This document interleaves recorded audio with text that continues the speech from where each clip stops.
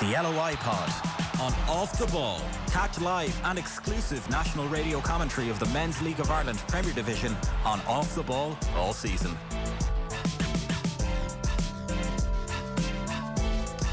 All right, you're welcome along to the League of Ireland podcast. Nathan with you this week. Vinny Perth and Gareth McGlynn with us as always. How are we keeping, lads? We were just chatting about. You were being nice to Nathan Collins last night, weren't you? You were sort of like a fanboy interviewing him. Wow, that's what a way to start the podcast. What do you want me to say to a guy who's played every minute in the Premier League this season, who's comfortably proved to be Premier League quality, who's been captaining the national team? Do you want me to shit all over his season, or what would you like? We just felt it was a little bit of fanboy. Wow. At least one of us are willing to say to your face. That's the difference. Wow. It's like, you're fine. Like Virgil. You're like Virgil. I never said he was like Virgil. Really well. I said, I pointed out the stat that himself and Van Dijk are the only ones who played every minute. Fanboy. I thought it was brilliant, Nathan. Don't listen to him. Thanks, Gareth. You'll be back. You'll be back next week. You'll be back next week. You know, I just wanted to take a break from the Evan Ferguson fanboying that happens the rest of the time, Vinny. Yeah, you lads in there. Yeah, you lads do that. Yeah. Anyway, we're not about the Premier League right now. We're all about the League of Ireland on the League of Ireland podcast, funnily enough. And tomorrow night, we're going to have live and exclusive national radio commentary of Shelbourne against Shamrock Rovers, live from Talca Park.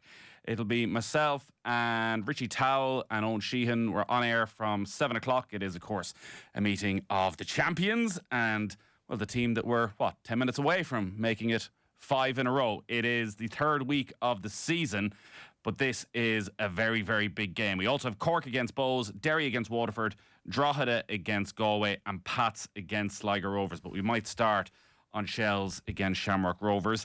And it's very difficult, Vinny, to predict what's going to happen here because we haven't really seen enough of Shamrock Rovers so far.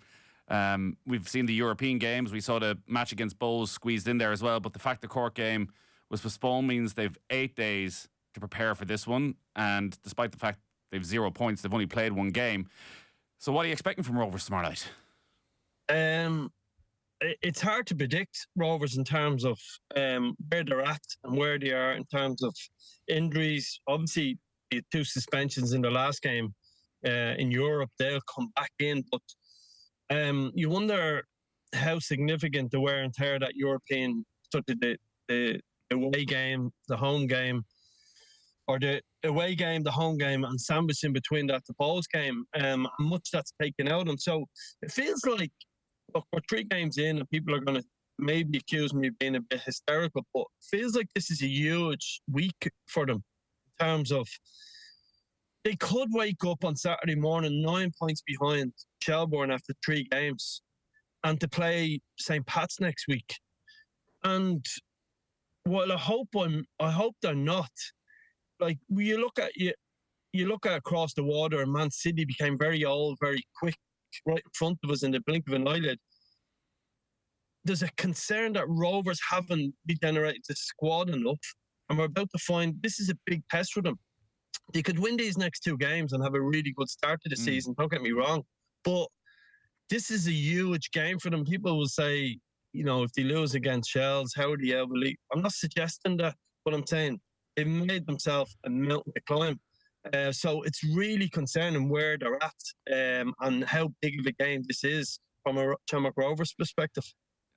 There's a lot in that, Gareth, because we have for the first time this season the Monday fixtures as well, and Rovers go down to Sligo and Shells go down to Galway. And I think Vinny's maybe touched on the big question mark. A rejuvenation is happening at Shamrock Rovers. We just don't know if it's enough. Yeah, it's and we knew it had to come as well, both financially and the age profile of the squad. I mean, they couldn't keep going with the amount of big earners that they had on their books over the last 2 or 3 years. We've all seen the financial reports, so they needed to trim down the squad. They've done that. I think, well, I'm very surprised that there hasn't been a striker come in, and obviously the window's closed now.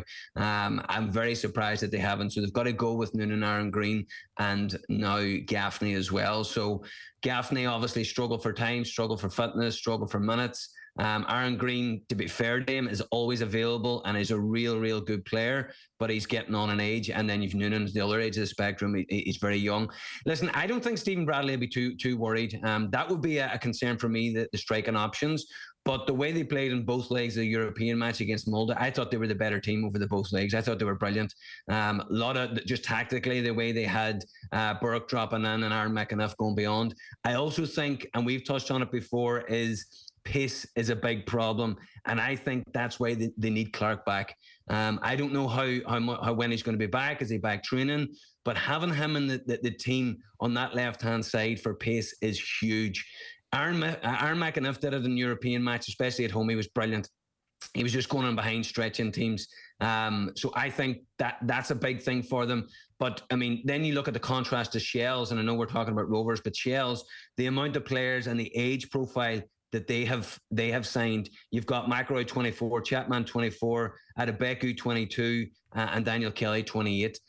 These guys are all young or in their prime. So I don't think Stephen Bradley will be too worried, but a couple of injuries at the wrong time could really run their squad thin.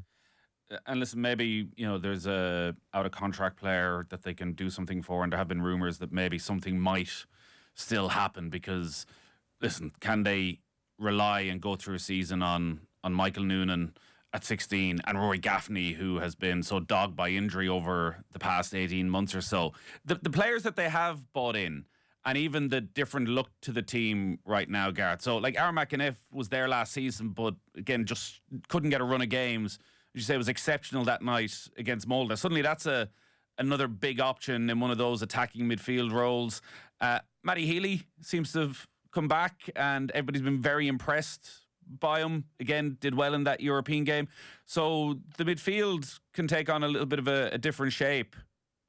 Yeah, I love Healy. Healy has really impressed me. Obviously, when he left, he was kind of still learning and development. He's compact, a really complete player. I think it's a big year for Mandroyo as well. I know they did play him in the false nine a couple of times in pre-season. I think it's a big year for him. I think he's going to get a lot of minutes. He was in and out. Obviously, Jack being injured now as well. He's going to get a lot of opportunities.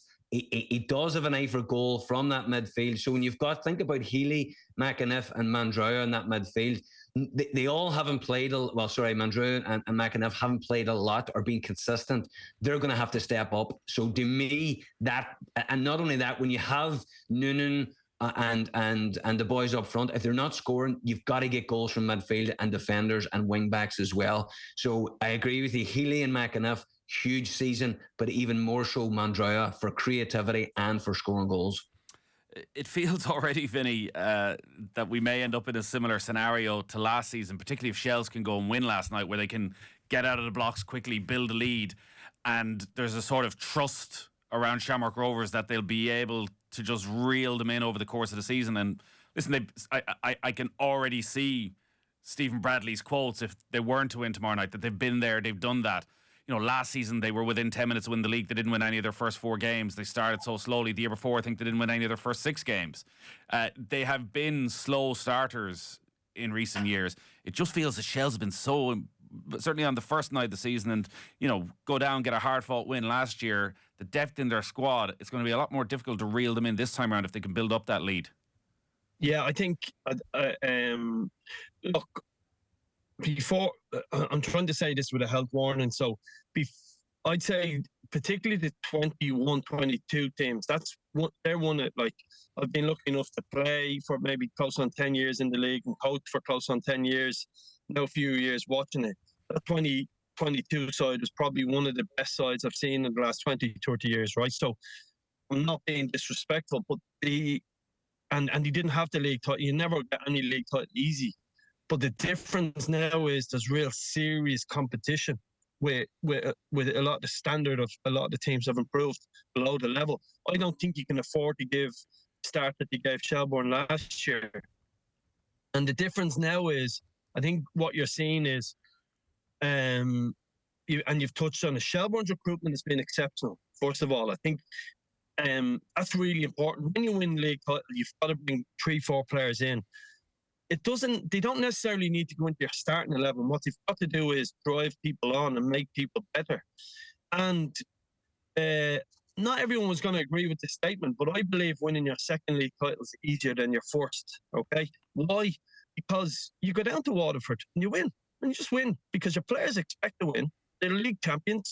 They go up another level. They get 4 or 5% extra out of each other by being champions. Shelbourne behave and are speaking like champion-minded people. That win last week, like, there's no way last week he'd have went down to Waterford and won 1-0 and have 65% possession. They did. They won 1-0. No big deal. Got back on the bus, 3 points in the bag, and they're ready for the next game. They have gone up levels in terms of the way they speak, the way they walk, the way they act. And we all know their manager is a sort of champion-minded person, but now the players have belief. So Rovers, that's my point about Rovers. I hope I'm wrong and we have a title race like we did last year, but if they start slow, they're not on the coattails of Shelbourne. This Shelbourne squad are not coming back to the pack this time, and that's the concern for all the others.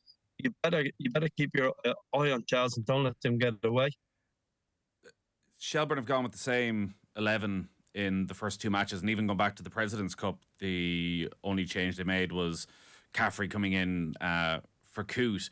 Tomorrow night, I'm wondering what they do with Ellis Chapman, Gareth.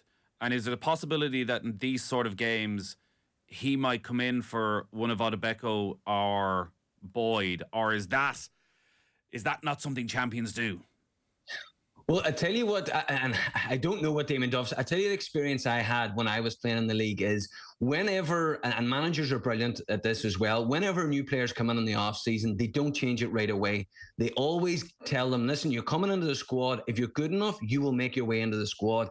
And whatever it is about managers is they always get lucky with a suspension or an injury, and then they have an opportunity to bring them in. And I think that's what will happen. I don't see Chapman starting again. I think he's got to bide his time. He's new to the team. He's walking into a League One team, and I think he's got to bide his time. And also, they have to change their team to get him in there as well. He doesn't sit in a flat 3. He is more of a 10, more of an advanced, and I don't think he comes in against someone like Rovers. Now, Damien Duff will probably just completely change it now that I've said this, but I don't see him coming into that because you've got to change all lot within the team to facilitate him, and what a player he is as well. I think he plays maybe more against the so-called weaker teams at home.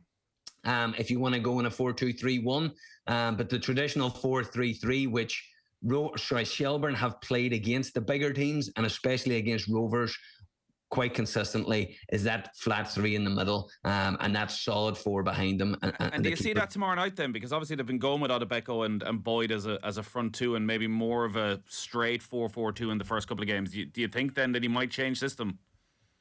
I don't see why not, just because of how well it's worked. Because I think they are a different animal now, and I think the fullbacks are getting on far more with pace as well. So I don't think he changed a winning team, and I think Damien Duff will see that as well. Taking somebody out that's in the team that has maybe been very good, or like, how do you explain it to him?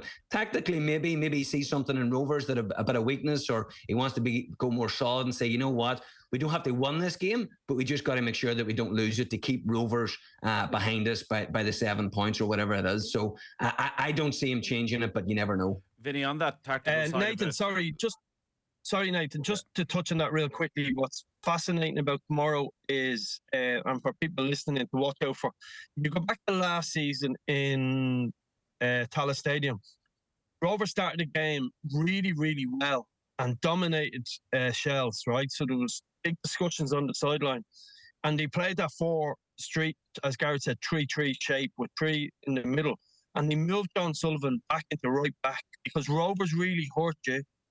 In that we're on radio now, you know, that sort of left-hand side number 10 position, that's where they can hurt you. Burke was European level last week. He was absolutely exceptional, right? So if he plays in that position, Shelbourne will not be able to live with that. So he has to make some tactical change. Is that McElroy and what's his name? Is Boyle. Sorry, Boyle sitting as 2 number 6s as opposed to Boyle's being playing a little bit further forward. So tactically, there's a lot to go on in this game tomorrow. But I think the Shelbourne go as the 4-4-2. It's one of them where you could win the game with that 4-4-2 and outscore Shelbourne or Shamrock Rovers, but you better be prepared to suffer in front of Sean Gannon's position, in front of Paddy Barrett on the other side, in those little pockets. That's where the game can be won and lost tomorrow for Shamrock Rovers. So what does he do? Does he go back? The best performance last season for me was away in Tala when he won 2-0 because of who was against and what it meant. So he ended up in a back five after 15, 20 minutes, and Sean Gannon played sort of a narrow centre half. So it's going to be interesting to see, does he really respect this Rovers team and change the shape? Or does he say, no, we're a 4-4-2 team now, and we're going at them? So that's the big tactical dilemma Damien Duff has over the next 24 hours before the game. So I think that's what wait and see a little bit, Nathan. It's going to be fascinating to see. And we've seen St. Pat's struggle over the first 2 weeks against back threes and ultimately maybe back fives at times. What would Stephen Bradley prefer to see tomorrow night then, Vinny? Would he prefer to see the Shelbourne of last season or the Shelbourne of the first two games? Genuinely, they've been better on the eye this season, but tactically, Stephen Bradley would prefer to see the Shelbourne of last season, as in a 4-3-3. Yes, absolutely. Because the Rovers boxed in midfield with two number 10s will really get hurt in that shape, okay? And they struggle tactically in those half positions, inside right and inside left. So that would be the challenge. So I'd say prefer that way of playing. But so that will be, so you'll be isolating Coyle and McElroy in that position if you go that way. So we'll have to slightly change the shape a little bit. And so that's I think Bradley would prefer last year's or this year's style because it'll give them a little bit more freedom higher up the pitch. Yeah, and if you think, Nathan, as well, back to the October game last year where Rovers were very comfortable. They were really comfortable in their 2-0 win. Now, I know Shells were missing a few players from that and they didn't need to go and win it. They were very defensive. I don't think you see that on Friday night. I think Shells have grown in confidence. I think the players have grown in confidence. I think Shelbourne will be much more attacking. They were very poor on the night that night, and I don't think it'll happen on Friday night. I think it'll be a much more exciting game. And I think Rovers will kind of see it as an opportunity as well to go and lay down a marker, because Shells have got it their own way against Derry. Derry never laid a glove on them. They were very poor, and obviously they had a professional performance down in Waterford. So I think Rovers will go and say, you know what, if we can give them a good body shot here and put a bit of manners on them, I think they'll go and try and do it. There's a thing online about the Premier League that there's always one team in crisis, and the goal is never to be that team that is in crisis. And one of the things that we'll get at the end of this quick-fire run of 3 fixtures is we'll be 5 games in and we'll probably be having a very different conversation in a fortnight's time, because pressure will suddenly be starting to come on a couple of clubs, on a couple of different managers. I need to be careful what club I mention now, because I'm going to be trying to push them down that route. Pats, it's not been the season start that they maybe would have expected when they looked at the fixture list.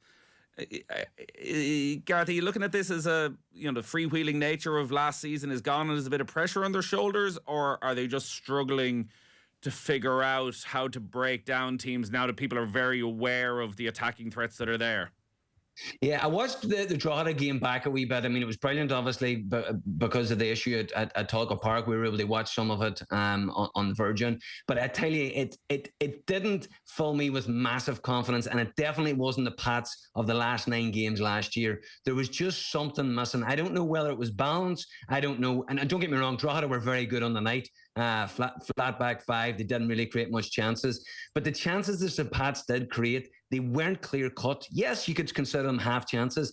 I can't remember the last time a Stephen Kenny League of Ireland team didn't create 2-3 clear cut chances in the game. But that happened on the Friday night against Drogheda. They just weren't good. Listen, it's $1 million question, but they need a response, especially against a Sligo team that's really struggling. And you know what? Sligo were giving up cheap goals. If you look at the goals that they've conceded in the first 2 games, they're all preventable. They were really, really slack. So Pats will be hoping for that. They'll be hoping to gain a bit of confidence and hoping that this is the start of their run, essentially. We were down in Eamon DC Park last Friday night for the game, and one of the things that surprised me was the 2 wingers, Vinny, who were so strong at the end of last season. Mulroney and El Bazzetti. El Bazzetti was taken off, and we were probably surprised in commentary it wasn't Mulroney. He could have taken either of them because they had no impact in the game at all. Is Chris Forrester's injury a big part of that they just don't have the creativity to release those guys, or what are you seeing? I think I've seen a mixture of a few things. One is, I think the pitches at the moment don't necessarily suit certain teams. You include Shamrock Rovers in that. And by the way, Galway's pitch was fine. It cut up as you'd expect, but it was fine. I think so. The speed of play that Pats need to play at with these wingers has probably slowed down. Lennon coming out, particularly away from home, affected them. But Bagley came in. He is your passer. I think he is like a different type of Forrester. But you're right, missing Forrester is a bit of a loss to get them playing. But Mulroney is a little bit like that, where I once spoke to an agent in Scotland around signing a couple of players, and he brought up some winger to me, and I was like, yeah. He goes, yeah, he's your typical winger. It's very good for a few weeks and then goes missing for a few weeks. So it's a real one of them where Mulroney is a streaky footballer. When he's good, he's very good. And when he can't come off it. Like first half of last season, he was really average. So, and he finished the season so strongly. So it's a mixture of all them things. A couple of fine margins are going against them as well. That happens. I listened to Stephen's interview with you, Nathan, on the pitch. He came across really frustrated. I know the way he talks, and I'd say he had a few harsh words with a lot of them players in the dressing room. I'd imagine that went down. Well, it took him about 45 minutes to come out of the dressing room. Yeah, I can imagine how that conversation. Gareth has been in that dressing room. I can nearly repeat word for word what was said. I would also say he made a couple of references to penalties. Look, and we all do that as managers or coaches. Like, he got away with one the week before against Drogheda. That's the way it goes. I have to say, I didn't. When you watch it on TV at the time and different things, you weren't stonewalled. Should have been spotted straight away. I could see his frustration on that one. So a couple of things have gone against them, but they've got to pick up 3 points, I think, this week. Again, talking about going back to Shelbourne, that can't chase forever in a day. It feels like they've a big couple of weeks coming up to get the season up and running. So it's just a little bit flat at the moment, and there's so many different reasons for it. Keena obviously took the goal really well. They're waiting on Melia to come back from injury. He's had a back injury. There's a lot of things coming, but hasn't been a good start. So I said it last week. It's easy to freewheel. It's easy to do it, no pressure. When you're going away to Galway or home to Drogheda and it's still all after 60 minutes, people take risks, take chances, do sloppy things. And there's nothing at stake at back end of last season. That doesn't happen. So watch this space with Pats, you know. From Sligo's point of view, like, very worrying performance last week against Drogheda, Gareth. And like I mentioned when we were doing our season preview, chatting to John Russell at the season launch, and look, I think John's fairly even keeled most of the time, but just the sort of sense that he was trying to lower any expectations and maybe an acceptance of everybody that expectations had to be lowered because they had just lost so many key men, and the ownership structure of the club means that unfortunately that might be the future for Sligo Rovers, and it looks from the first couple of weeks like, you know, they've just lost too much quality. Yeah, 100%. I mean, and it's not even quality in a certain area. It's quality right up the spine of the team. I mean, it's not fringe players or players that were in and out or wingers or fullbacks. It's a keeper, a centre half obviously went halfway through the last season, two centre midfielders and your main couple of strikers and your main wingers. So, I mean, managing expectations, anybody that follows League of Ireland will know that John Russell last year did an incredible job, and it looks like he's going to have to do an even bigger job this year. And if it means going with kids, it's about going into that pool of players and recruitment and getting them, whether it be through the academy, whether it be players that are available immediately through other clubs, loan signings. He's got to do something to patch holes. But let me tell you, in the first two games against Drogheda and Waterford, giving up easy goals and having no points is not a good start. Even if you pick up a draw and get yourself modern, it's half the battle. So they've got a massive. I think it was a year too early last year when I picked for them. They go down and struggle. I think it's going to be this year. And listen, nobody should be getting on Sligo's back about this, or John Russell, or any sort of pressure on the manager. He done wonders last year. I think it's just going to be a season too far and too many quality players going out the door, and not a good recruitment. So it's going to be a long season. Are you saying they're going down now? I've been saying it for 16 months. But no, it's going to be a long season, and I feel for John Russell as well, because he did such a good job last year, we've seen it many times. You do well, the second season syndrome is always difficult, and especially when you lose most of your players. So it's going to be a tough few weeks. But again, Sligo are one of those teams as well that they'll not be easy. Obviously, Kev Doherty was, understandably quick to point out people were writing Drogheda off this season, and they've started so well, and they got Galway United tomorrow night at Sullivan and Lamb Park. What have you seen from Drogheda, Vinny, that maybe people weren't expecting? I think what we've seen, what we did expect, to be fair. I still think Drogheda will be somewhere between the bottom three positions, and if they finish the same position they did last year, that's success. I think they'll have struggles. I think some of the players will have to adapt to going full time. There's an element of that will take a little bit of time. I think we've seen, what we expect from them. They've done really well in the loan signings. That will play out. I think for me, it's a little bit wait and see. I think we'll know more about Drogheda after sort of 10 games as opposed to 1 or 2. They dug in, done really well against Pats. Probably deserved a point because of the way they dug in. They brushed us off Sligo last week very easy. But I think the bigger test in many ways are still to come. So a lot of us would probably, don't want to say it, but we'd be surprised if Drogheda are either last or second last for me come the end of the season. And it's a matter of what other teams do, whether that's Sligo have enough about them to finish ahead of them. So I think that's what we'll see. I take their first 2 results with a pinch of salt at the moment, and I'll wait and see. Galway United, as we know, have plenty about them, and that was a big win at a packed game in DC Park last week. A couple of players stood out. Obviously, Patrick Hickey with the 2 goals again, and just that role he plays in the team, Gareth, where they're playing with a front 2, but for a team that get criticised for their style of play, they're playing with a front 2 and a guy who almost seems to play as a number 10 in behind them. I know. Honestly, God, it's as if we're picking on Ollie and John. It's a disgrace, because not even the goals they're scoring, the way they're playing, it's the actual manner of their goals. I mean, the goal down in Cork where Paddy Hickey scored it's an unbelievable cross, and it's an unbelievable header and off the post. And that's the threat that they're getting. And it almost like Shells a little bit. They're evolving as well. They're always not going to get away from that grit and resilience and the type of player that they sign. But they've also then taken it on a level, and they're becoming a wee bit more expansive in scoring goals. I think, obviously the transfer window was just closed. I was very surprised that they didn't get another striker in there, just to kind of compliment Stephen Walsh, But Hickey scoring from midfield, I talked about it before. When you talk about Shamrock Rovers, you talk about Derry and Bows, you've got to have midfielders that are scoring goals. And if you can have a centre midfielder or a 10 that scores goals, there's too many of these modern 10s that just look good in the eye but don't actually get any assists and goals.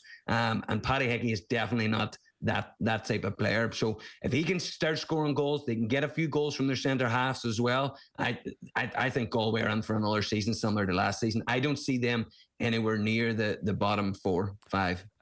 This guy I'll tell you who's been brilliant. Sorry, Greg Cunningham. I mean, the way so many players come back from England and they're tired looking, it just doesn't work in League of Ireland. He looks like, from the outside looking in, he looks like he's got something about him in terms of, from a leadership point of view. He looks like he's a proper football person, and the way he conducts himself on the pitch as well. He's excellent in terms of what he does. He's huge for them. I think he deserves special mention, because we all know he's had a great career in England and he's gone to a next level from League of Ireland. But so many of them lads come back and don't do it. He's come back and he's doing really well for them. And I don't know where they're getting these guys from, but Moses Dyer, who started up front last week, again, really dogged, bit of a pain in the ass, works his ass off. So you're going to win a lot of second ball then for Hickey because he's making life uncomfortable for defenders. They bring him in.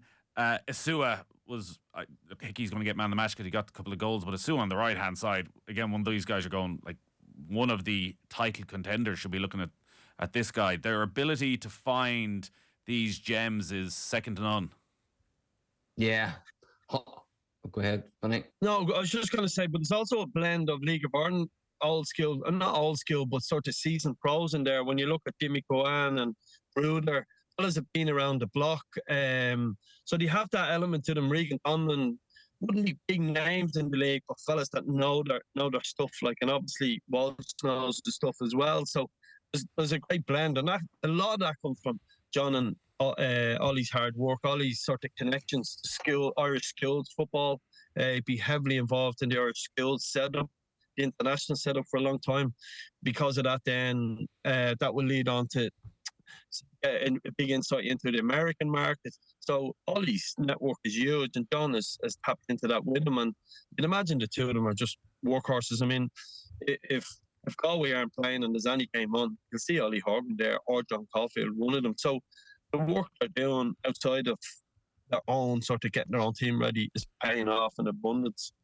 Yeah, and you know what I like as well, Nathan, is I talked about it before about loyalty to your players that have got you up as well. You look at Hurley there, played at the weekend, centre midfield. What a player. Cove got Galway started in the first division, got them up, and is now showing that just because you're an unbelievable player in the first division doesn't mean you can't transfer that into the Premier Division. That the gap is not that big, especially if you're willing to put in the work and train hard. And the coaches, we know Ollie Horgan, we know what John does. If you're not doing the basics right, then you probably don't play. And he does the basics really well, but he's also got a really good eye for a pass and can get up and down the pitch. I like him a lot. There must be a few quid around Derry for Gareth McGlynn, considering how much money they're throwing around at the moment. So this is incredible situation where Kevin Holt leaves Dundee United, who are having a good season in Scotland, because the money's too good in the League of Ireland. Did we ever think we'd see the day? Unbelievable. I mean, listen. They got to win the league this year. Like this, anything else is a failure. And like Tiernan Lynch after the game against Shells, when I was chatting to him, like, oh, obviously we're building and it's going to take time and all that. Like you ain't got that when you're buying this quality of player. Nathan, do you think they're going to win the league? No. And anybody. So what are they doing? Hey, what are they doing? Why are they buying a load of lads in their 30s? I tell you what they're doing. They're asleep at the wheel when it comes to recruitment. Derry City are throwing money, and they've spent, and this is not factual, but they've spent well over $1 million on 4 players in their 30s that are basically have got 2 years. So in 2 years' time, when they walk out the door, that money is going to walk out with them, and Derry City will be further back than they are right now. They're asleep at the wheel when it comes to the academy. It has been like this for the last 10 years, decade. I've been writing about it. I've been talking about it. No one is listening, and it's becoming more and more desperate. Now, 2 things. I do not blame the manager, and I do not blame the players that are accepting this money and coming up to Derry to play. And I have to say, listen, Derry could go and win the league this year. And if they do, I'll be the happiest man in the world. But let me tell you something now. They will be in a worse place in 2 years, even if they do win the league this year, which I don't think they... So who do you blame? The blame, listen, I talked about it. There's loads of people doing loads of good work in Derry. For me, it's the higher ups within the club. It's not Philip O'Doherty, because he's not really spending this money. He's contributing the money and giving up his money. And he's an incredibly generous man. And what he's done for Derry City over the last 15, 20 years has been incredible. And he's even been involved in the league before that.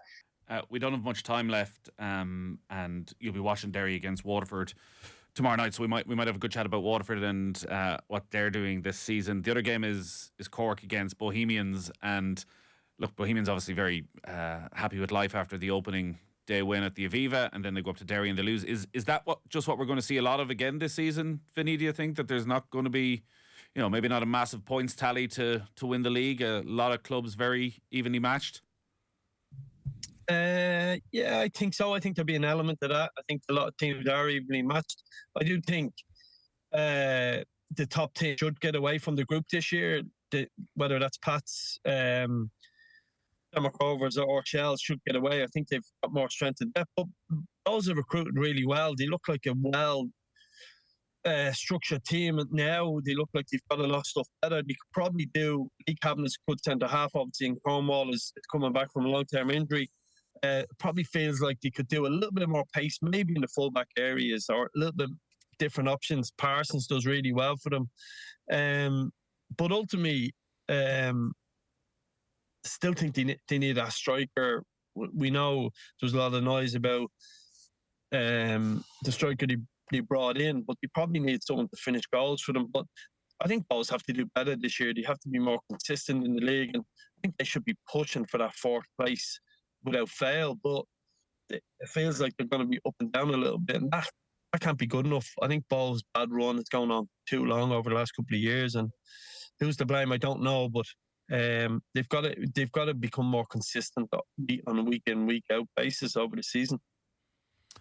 All right, we are out of time for this week's League of Ireland podcast. A reminder, full live and exclusive radio commentary tomorrow night of Shelbourne against Shamrock Rovers. We're on air from 7 o'clock on News Talk. I'll be with Richie Towell, and Owen Sheehan will be there as well, so we'll have the full show live from Talca Park. Gareth, great stuff. Vinny, thanks as ever. Cheers. See you, man. See ya. The LOI pod on Off the Ball. Catch live and exclusive national radio commentary of the Men's League of Ireland Premier Division on Off the Ball all season.